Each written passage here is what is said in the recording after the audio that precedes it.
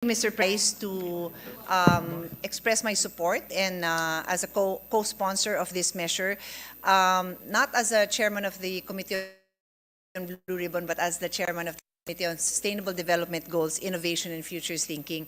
Mr. President, on point, Mr. President, in this bill is SDG 11, which is Sustainable Cities and Communities, and also SDG 8, Decent Work and Livelihood.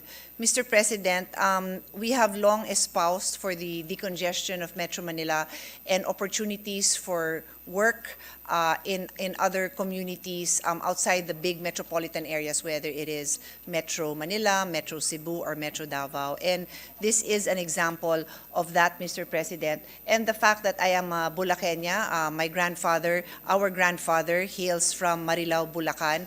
We are very happy for these opportunities. Just a little bit of history, Mr. President. When in the last Congress, this representation was the chairman of the Committee on Ways and Means. And our only concern during that time, because as chairman of the Committee on Ways and Means, was consistency in our policies, we had manifested our concern that it be aligned with the policies that we were pushing forward in the Committee on Ways and Means.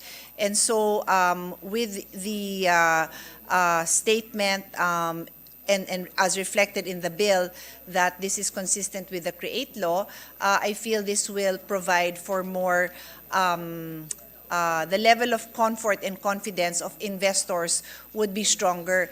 Mr. President, I wish I didn't have to mention it, but when we speak of constitutional amendments and economic provisions, I will never hesitate to always mention that when I was chairman of the Committee on Ways and Means, we spoke often to investors. We studied what mattered to investors, and what mattered was consistency in policies. What mattered was the delivery of basic services like reliable electricity, reliable workforce. The political climate is stable.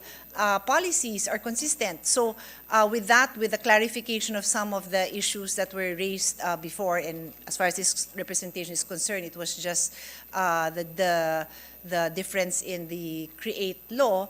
I think this sends a very good signal to our investors, and this representation is delighted to be a co-sponsor and looks forward to the passage of this bill. Of course, we will be helpful in whatever, if there are any needs for further amendments, we will work with the chairman on this. But we are happy to be aligned with this measure, Mr. President. Thank you.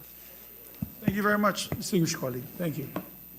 Mr. President, the sponsor